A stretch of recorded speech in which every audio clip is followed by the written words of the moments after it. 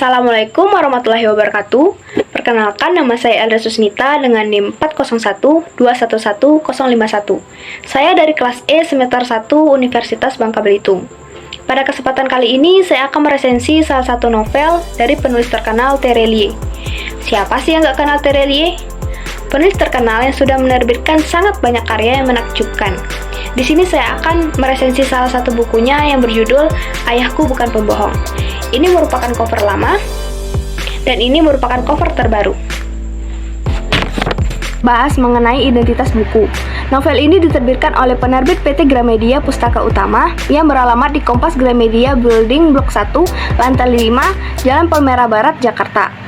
Novel ini pertama kali diterbitkan pada tahun 2011 dan cetakan pertama pada April 2011 dengan tebal buku 304 halaman serta panjang buku 20 cm. Jenis buku ini juga merupakan jenis buku motivasi. Negara penerbitnya yaitu negara Indonesia. Kedua yaitu mengenai biografi penulis.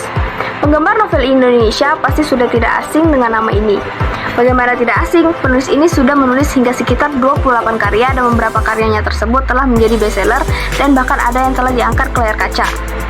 Pernah menonton Hafalan Sholat Delisha dan Moga Bunda Disayang Allah? Nah, kedua film tersebut diangkat dari novel karya Terelie.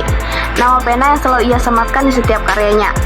Pria kelahiran Lahat, Sumatera Selatan ini bernama asli Darwis, lahir tepat pada tanggal 21 Mei 1979. Penulis berusia 38 tahun ini telah menikah dengan Rizky Amelia dan dikaruniai seorang putra bernama Abdullah Pasai. Terelie menyelesaikan pendidikan dasar dan menengahnya di SD Negeri 2 Kikim Timur dan SMP Negeri 2 Kikim Timur, Kabupaten Lahat, Provinsi Sumatera Selatan. Lalu melanjutkan sekolahnya ke SMA Negeri 9 Bandar Lampung, Provinsi Lampung. Setelah lulus, ia meneruskan studinya ke Fakultas Ekonomi Universitas Indonesia. Kegiatannya setelah selesai kuliah banyak diisi dengan menulis buku-buku fiksi. Dan kata lain, menulis ialah hobinya.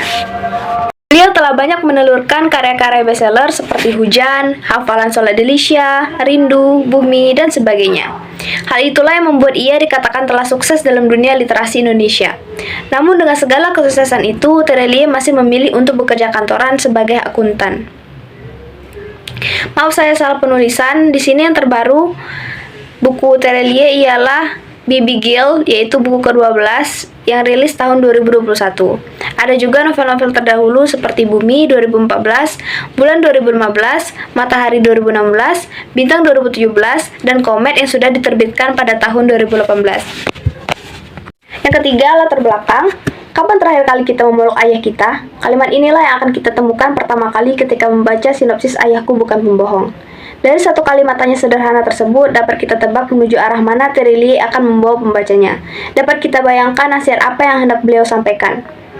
Ayah ialah sosok berhati baja yang ingin keluarganya mendapatkan kebahagiaan walau ia harus bersusah payah untuk mewujudkan hal itu.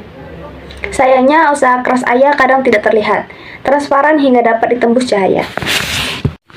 Setiap ayah di muka bumi pastilah menginginkan anak-anaknya mendapatkan kebahagiaan sejati. Dalam mewujudkan hal itu, setiap ayah di muka bumi pastilah memiliki caranya sendiri untuk mendapatkan perwujudan nyata dari harapannya itu. Kita sebagai anak kadang tidak sadar akan proses perwujudan nyata tersebut, bahkan cenderung meremehkan dan tidak memperdulikannya. Dalam novel ini, Terelie mengisahkan cerita tentang seorang anak yang dibesarkan dengan dongeng-dongeng kesederhanaan hidup. Namun kesederhanaan ini justru membuat ia membenci ayahnya sendiri. Dalam novel inilah Terelie memberitahukan sebuah rumus sederhana tentang kebahagiaan sejati. Kebahagiaan sejati yang diwariskan dengan sepenuh hati dari seorang ayah kepada anak laki-lakinya. Baik, saya akan membahas bagian keempat dari novel ini, yaitu isi buku. Bab pertama buku ini menarasikan seorang anak yang telah berhenti mempercayai kisah-kisah ayahnya sejak umurnya 20 tahun.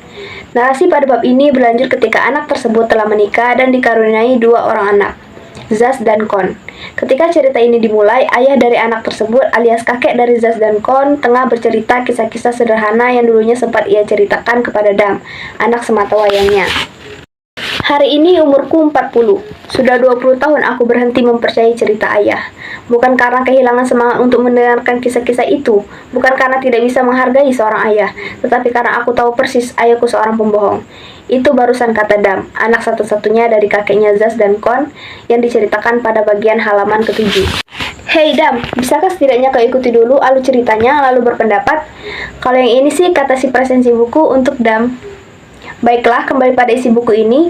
Bab kedua hingga beberapa bab ke depan akan menceritakan tentang masa 30 tahun yang lalu ketika Dam masih berusia 10 tahun. Ketika ia masih semangat mendengarkan kisah-kisah ayahnya. Ketika ia masih semangat mengambilkan ayahnya segelas air putih dan memijat bahu ayahnya. Ketika Dam masih sepenuhnya percaya dengan kisah-kisah yang keluar dari mulut sang ayah. Novel ini beralur campuran. Pada suatu bab, ia menceritakan tentang masa 30 tahun lalu. Namun terkadang ia kembali menceritakan suasana di mana Zaz dan Kon telah terakhir di dunia ini. Pada bagian masa 30 tahun lalu, Terelie menceritakan berbagai macam kisah aneh namun mengandung banyak sekali pelajaran hidup yang berarti. Namun tentu saja, dalam novel ini yang berperan menceritakan kisah-kisah itu ialah tokoh ayah. Banyak sekali yang ia kisahkan.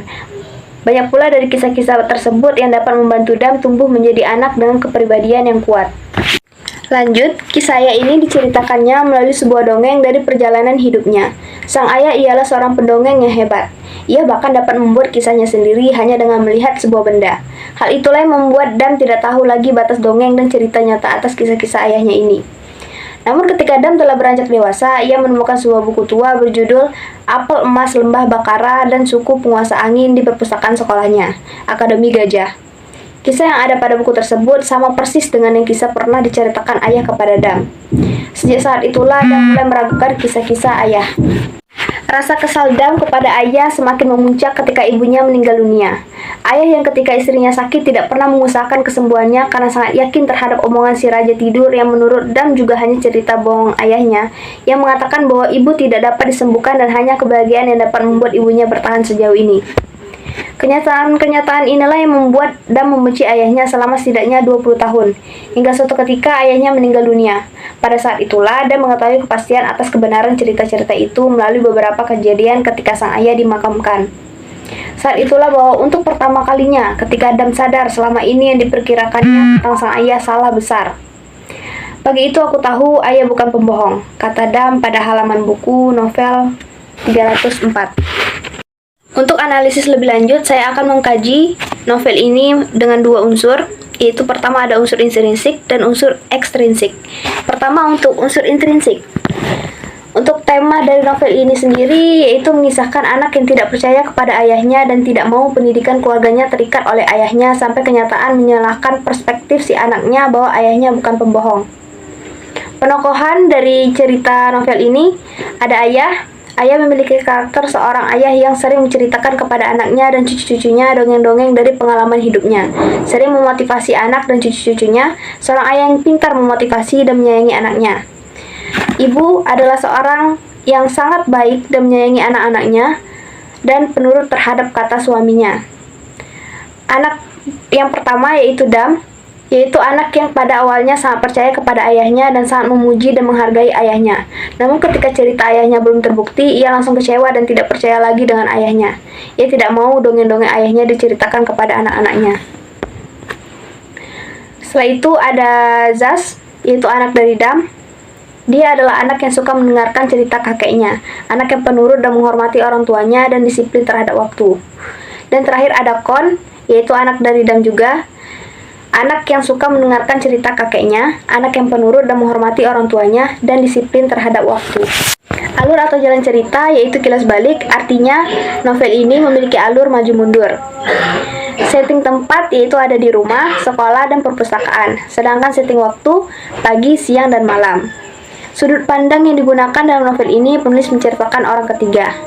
Gaya bahasanya juga, gaya bahasa yang dipakai dalam novel ini cukup ringan dan tidak memiliki istilah-istilah asing sehingga mudah dipahami pembaca dan mengandung bahasa-bahasa yang memotivasi.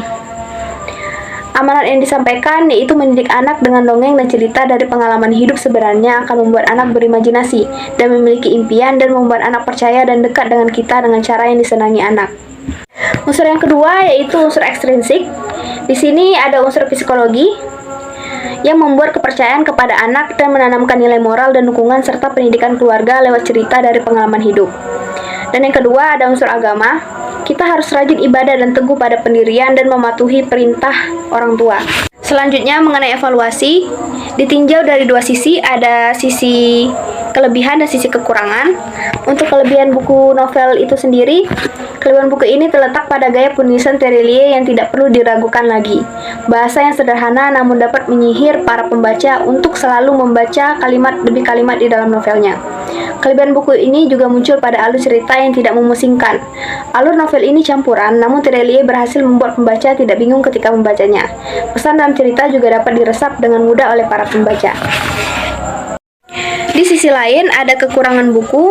Kekurangan buku ini dalam beberapa hal yang menurut saya sendiri masih menjadi sebuah misteri, namun tidak diceritakan lebih lanjut oleh sang penulis. Contohnya saja buku tua yang ditemukan di perpustakaan Akademi Gajah. Saya sendiri tidak tahu bagaimana buku itu tercipta dan siapa penulisnya. Apakah tokoh ayah menulisnya? Hal itu tidak dijelaskan. Baiklah teman-teman semuanya, sampailah kita pada penghujung resensi buku Ayahku Bukan Pembohong, karya Terelie. Semoga apa yang saya sampaikan dapat bermanfaat bagi kita semua. Sekian dari saya, apabila ada kata atau kalimat yang kurang berkenan di hati saudara atau saudari, saya mohon maaf sebesar-besarnya. Akhir kata, saya Alda Susnita, mohon undur diri. Wassalamualaikum warahmatullahi wabarakatuh. Terima kasih.